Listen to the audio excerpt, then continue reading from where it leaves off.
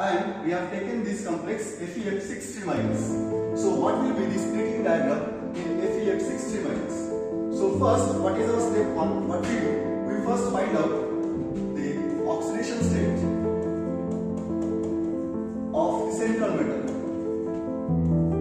So here the central metal is iron. So how do you find out the central oxidation state of the central metal? So what we do? We take the complex and we assume this to be X. Then what we do?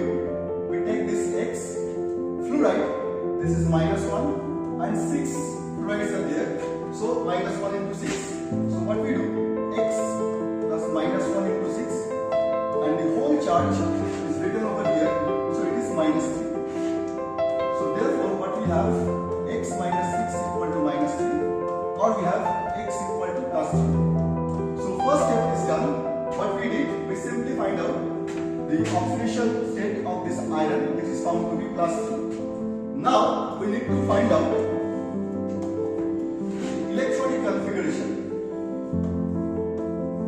of this iron.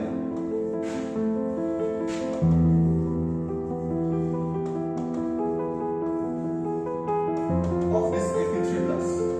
So what we know the electronic configuration of iron is argon 4s2 3d6. Therefore, what about Fe3+? So Fe3+, it becomes argon 3d5. Right? So the 3 electrons, the first 2 electrons will be removed from this 4s orbital and the third electron will be removed from this 3d orbital. Therefore, giving us the electronic configuration of argon 3d5. Third step is to find out the type of ligand. Here, the ligand, this is fluoride. So we know F minus is a weak field ligand.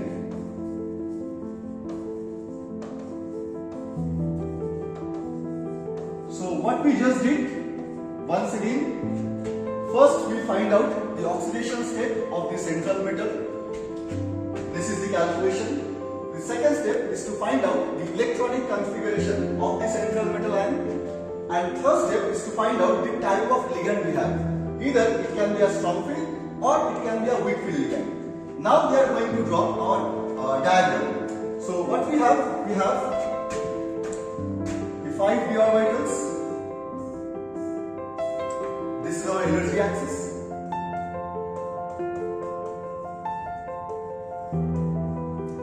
So first we have the T2G and we have the EG.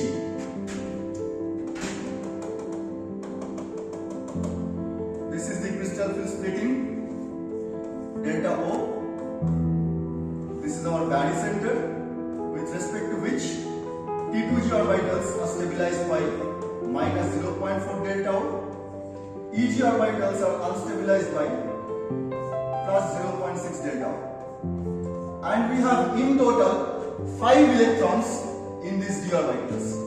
So 1, 2, 3, 4, 5. So what happens? The first electron will enter into T2G. The second electron will enter into T2G. The third electron will enter into T2G.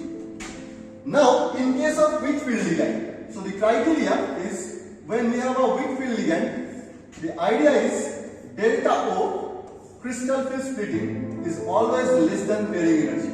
This is the condition. So when the crystal field splitting is low, the fourth electron will enter into EG. This is our EG orbital. The fifth electron also entering into EG. Therefore, the electronic configuration for this particular complex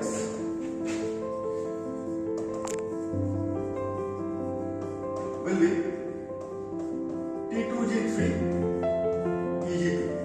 So this is how we can find out the electronic configuration for any complex which is octahedral in nature and where the ligand is weak field.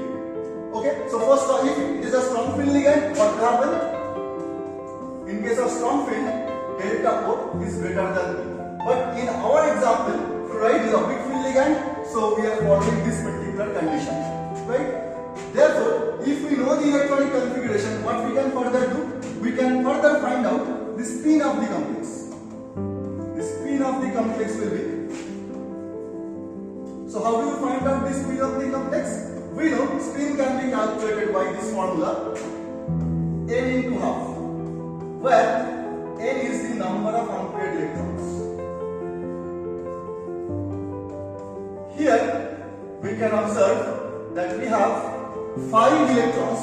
These are unpaired. So a total spin of the complex is 5 into half, or we can say 2.5.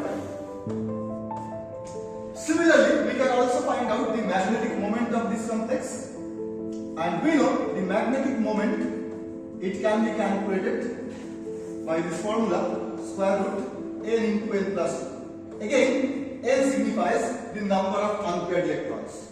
So the total magnetic moment mu of this complex will be 5 into 5 plus 2, so root 35 pm. So this is the overall idea how to calculate the electronic configuration, how to calculate the spin of a complex, and how to calculate the magnetic moment of a complex. So next is, so in the last topic we have seen, that is the crystal field splitting for octahedral complexes. Now what about the crystal field splitting in case of a tetrahedral complex? So for this purpose we have taken this example NiCl whole for 2 minus. So what happens in this case? Again, the steps are very much similar. So first we find out the oxidation state of the nickel central metal. So here what we can observe, the oxidation state of Ni. How can it be found? We know. So this is your complex NiCl whole for 2 minus, and consider this to be X. Cn is minus 1 and 4 ligands are there, so into 4. So our calculation is again similar. So X plus minus 1 into 4 equal to the overall charge, which is minus 2. Therefore, we have X equal to plus 2. So in this particular scenario, this nickel is in plus 2 oxidation state. So next thing is we need to find out the electronic configuration. So the electronic configuration, we know for nickel it is argon 4s2 3d8. Therefore, for nickel 2 plus it becomes argon 3d8, because both the electrons will be removed from this 4s orbital, right? As soon as we have this information, now in case of, remember one very interesting fact, in case of tetrahedral geometry, remember for tetrahedral complexes,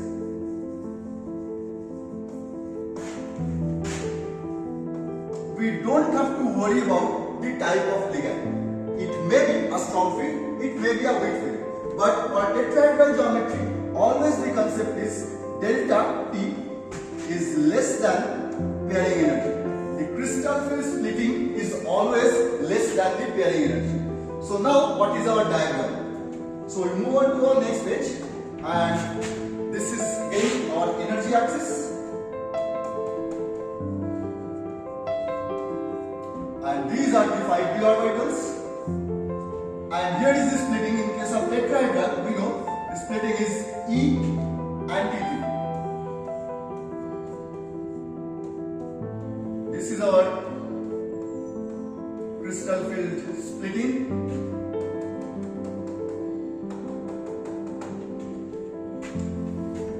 This is our barycenter. With respect to the barycenter, the E is stabilized by minus 0.6 delta T, and the T2 is unstabilized by plus 0.4 delta T.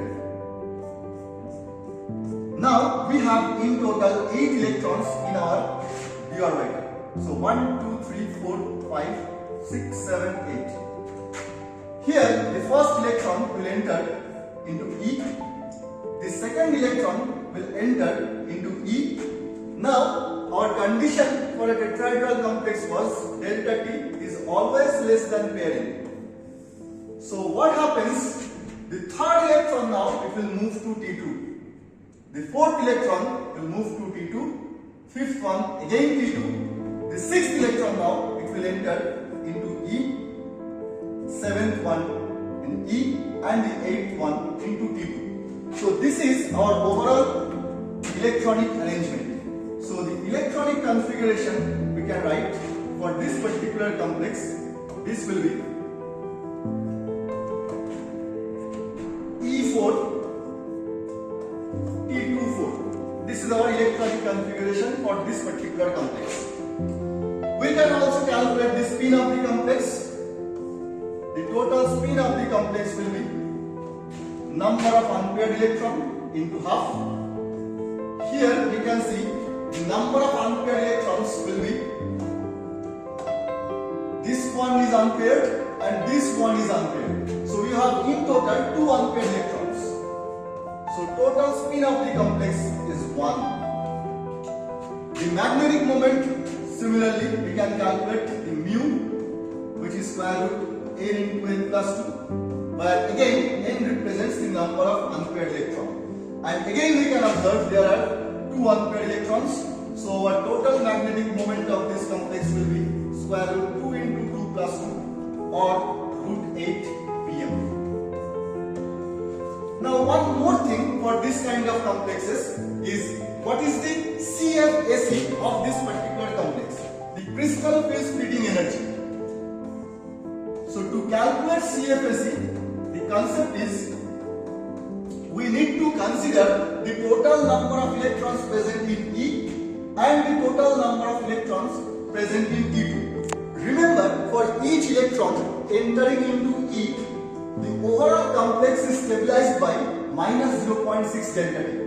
And for each electron entering into T2, the overall complex is unstabilized by plus 0.4 delta T. Now you can observe there are 4 electrons in E. For each electron, the complex is stabilized by minus 0.6 delta T. So for 4 electrons, the complex will be stabilized by 4 into minus 0.6 delta T. And for each electron entering into T2, the complex is unstabilized by plus 0.4 delta T. So there are 4 electrons in total. So total unstability will be 4 into plus 0.4 delta T. So if we calculate, we have minus 2.4 delta T plus 1.6 delta T, or we have minus 0.8 delta T. Delta T is also equal to, we know, 10 dq. So finally it becomes minus 8 dq. So the CFSE of this particular complex will be minus 8 dq or minus 0.8 delta T. So this is how we can calculate the electronic configuration, the total spin of the complex, the magnetic moment, and the crystal field stabilization energy for both octahedral and tetrahedral complexes.